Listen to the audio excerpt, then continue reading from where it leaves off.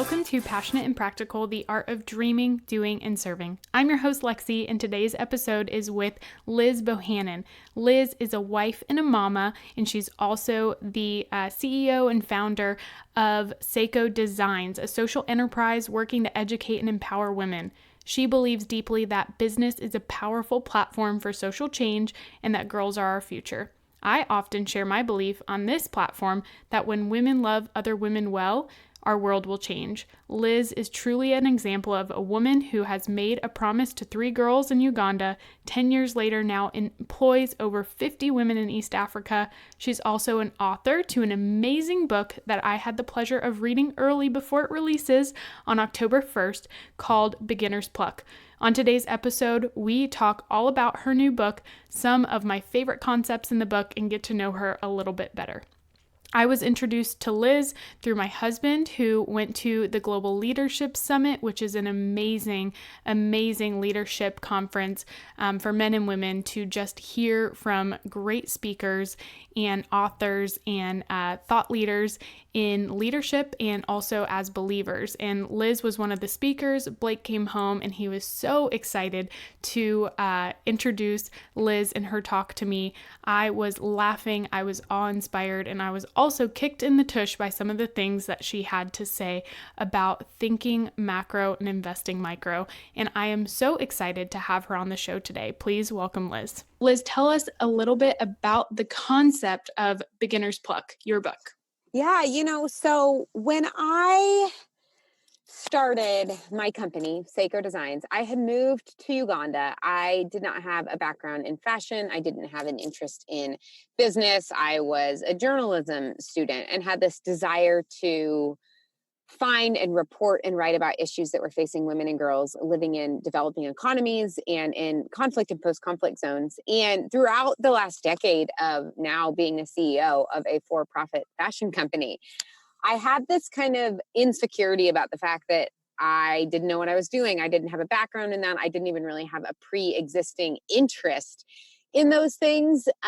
And a few years ago, I really kind of started diving into this concept of impostor syndrome and thinking about the fact that this lack of experience, lack of having a degree in this area or having connection, or again, even having quote unquote passion for what I was doing, the what behind what I was doing, not so much of the why. I've always been quite interested in the why, led me to kind of think about this concept of maybe it actually wasn't a disservice to myself or to what I was building, that I didn't have an interest or that I didn't have experience or that I didn't have the right degrees or the right connections.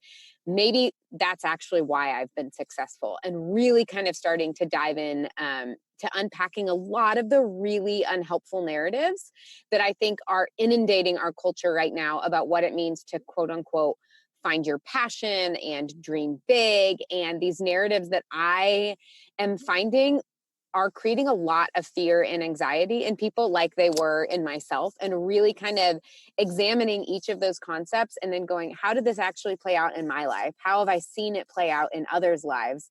And hopefully trying to recreate a different narrative instead of just saying like, that's stupid and it doesn't work, replacing that with, okay, if you don't believe that works, what does work? What are the most helpful mentalities and mindsets and principles that we can use in building lives of purpose, passion, and impact? And that's what the book is about.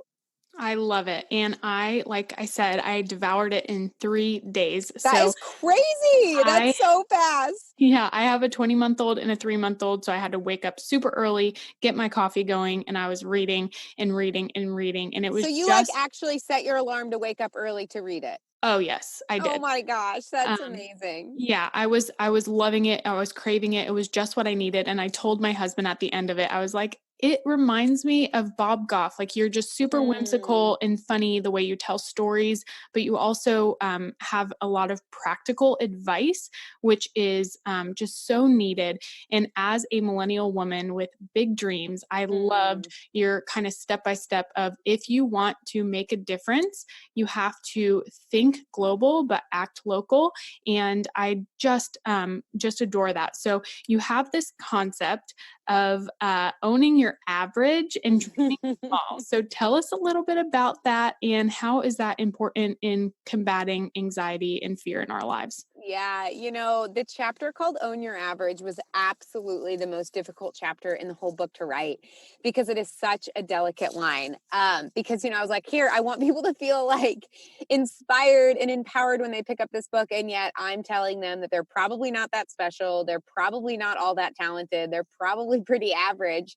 But the truth is, I absolutely believe that counter to everything our culture is telling us, that can be an incredibly freeing and empowering thing. And it came from noticing in myself and in so many others. So I run this company called Sseko Designs. We are a socially conscious fashion brand, and we sell our product through a network of primarily female social entrepreneurs all across the country. So I am working on a daily basis with other female social entrepreneurs who are trying to build their lives and businesses of purpose and impact. And so I have this really amazing opportunity to hear firsthand all of these lies and these unhelpful narratives and mindsets that people are facing as they kind of go out in their journey. And one of those mentalities and mindsets is this notion that you have to be really special. You have to be really special. You have to be really talented. You have to be really gifted in order to do something really special with your life. And the two things that does to people both lead to absolute paralyzation. One, they either kind of believe the narrative that I'm special. And that narrative of like, I'm special actually doesn't promote a sense of freedom and empowerment. What it does is it makes you super fearful of doing anything that might make people question your status as really especially gifted. So you start to play it safe. You don't take risks. You don't do anything where you might look dumb or fail. And so it leads you to this kind of place of stagnancy and fear-induced stillness.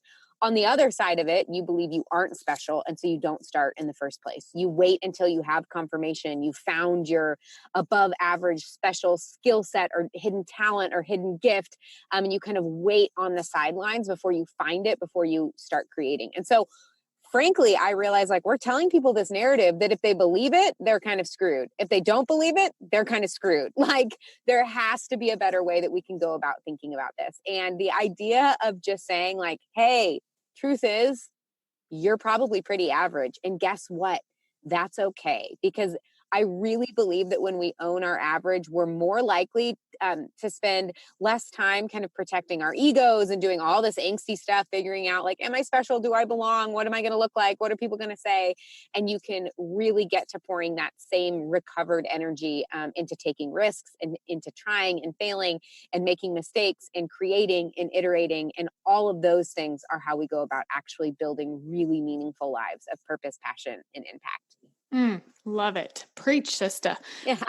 So one of my favorite things about the book is this journey that it took me on where I felt like you were speaking to me personally and you took me on this journey of your own life and as your life unpacked over the past 10 years or so, as you've built this company, you have just slowly introduced these different concepts of I think that they were little kind of sprinkles of Jesus, I would say, in the book.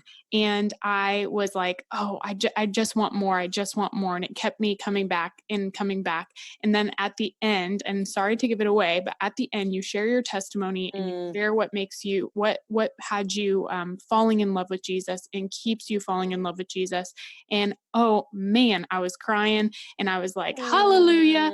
And so one of the best chapters was just this he isn't safe, but he's good. So talk a little bit about that, why you tell your boys that and how that's playing out in your life. Yeah. So as it specifically relates to this mission that our, not just our generation, but everybody right now is on to kind of find their passion, quote unquote, one of the pitfalls of that. And one of the very unhelpful narratives that I have found is that people are equating passion to happiness. There's all of these like inspirational Instagram gurus who want to, sell you rather, their, 10 life secrets about follow these things and you'll find your passion and you'll never work another day in your life. And I don't think that that's what passion is. And I don't think there's anything wrong with being happy. Like, of course, we all want to be happy. There's nothing wrong with it. But I think, like most good things, when the good thing becomes the end all be all thing, then it goes from being this really good gift and it turns into an idol, this like false thing that we're chasing after that holds power over us. And I see that happening with people in this kind of a journey of building a quote unquote passionate life, is that passion equals happiness and happiness kind of becomes the end all be all. And I explained this in the book that I was really struck many years ago when I realized that the root of the word passion is the Latin word pati, which means to suffer. And thought, oh my gosh, that is literally the exact opposite of what our culture, how we talk about passion. And just realizing that I really believe that we as humans were created to hold both darkness and light, both joy and sorrow, both deep grief and deep happiness. And when we limit ourselves to only wanting to feel positive things all of the time, and when we chase after positivity and happiness and everything should be easy and bright and you should never feel like you're working and you should never feel bummed out, what we're doing is we're actually we're making ourselves into these just like shallow one-dimensional beings that don't have the capacity to hold darkness, to hold the shadows, to hold questions, to hold grief, to hold sorrow. And what that does is that means we actually can't hold anything of depth in the positive realm either. Lasting joyfulness and peace and understanding and compassion, we kind of limit ourselves, and we I believe have to choose to be one or the other. We get to be these deep wells that can hold all of these emotions, or we are kind of these like shallow bowls that don't really get to hold much of anything. And just really encouraging people to say like, hey, if you're chasing after building a purposeful, passionate life, you're going to face up. You are going to butt up against some really difficult things. And the world is a really, really dark place. And if you're doing anything that is more than just helping yourself out and, I don't know, getting rich quick, you're probably going to face some of those shadows and some of those dark corners. And if you believe this narrative that like finding your passion means you're going to be happy, then all of a sudden you're feeling these things that are not happiness. That narrative is going to make you go, you went the wrong way, jump ship, go back home, turn around, like find something else because you weren't made to be here because this doesn't feel happy or good. And really encouraging people similarly to, as you referenced, C.S. Lewis's line about Aslan, which is symbolic for the Lord, is that like, he isn't safe, but he is good. And how do we train ourselves and shift our mentalities so that we embrace kind of the fullness of humanity and of this existence that I really believe that we were created to live and to lean into? Absolutely. I love that because so often we as Christian women can so cling to this safety that we think comes with the gospel. But in fact, it's the opposite. If we really know our God and we really know the stories of the gospel, people were martyred for their faith. And we, I think, have to be willing to suffer for the sake of advancing the kingdom and for the sake of supporting and encouraging and loving and empowering those who are marginalized and taking care of the orphan and widow. None of that is safe. None of that is easy, but it is good. And he is good and he will carry us through. And he's the Prince of Peace. So there are times where it is going to feel really rocky, but when we get to cling to his peace and his joy in the midst of sorrow, in the midst of grief, or in the midst of pain. And it's just so powerful to just remind ourselves he isn't safe, but he's good. So thank you so much for that part of your book and part of your journey. And there's so much about this book that I could talk about, but I know we are on a crunch time. So I will skip to the miracle hunting part is just so fun. I wanted to cover that. But I have had the pleasure of being a part of your launch team. And I'm on a Facebook group with over 500 men and women that are so on fire for the story, for this concept, for this book. And we are all going to blow this thing up on social media so it gets in the hands of so many people, I think specifically millennial women, are Mm, going to be rocked by this message. I think that I think that there's so many people out there saying hustle, hustle, hustle. It's all on your shoulders. It's all on you. Become self-made.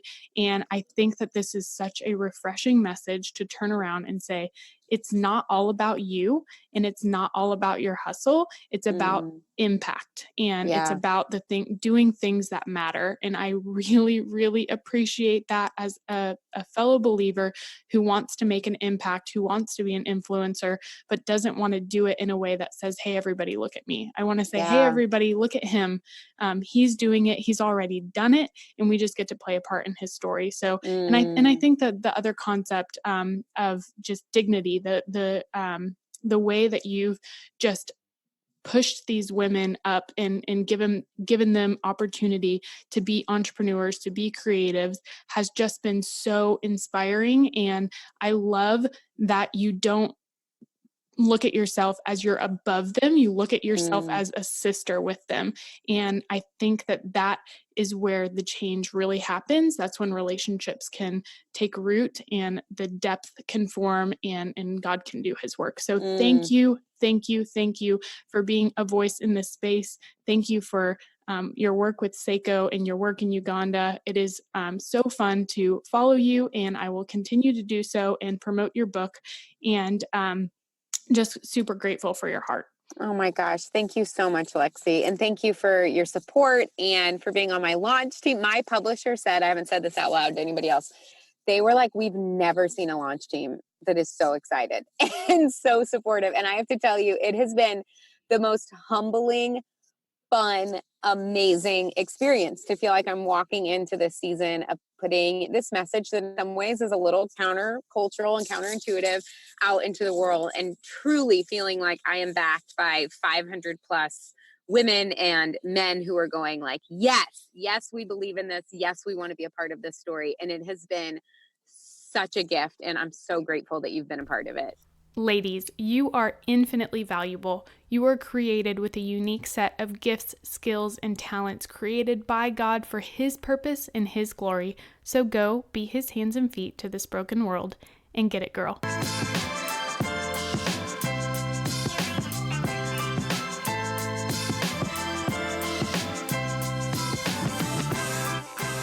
Thank you so much for tuning in to this week's episode of the summer series. Make sure to share with a friend and leave a review because it is life to us podcasters. Have a great summer.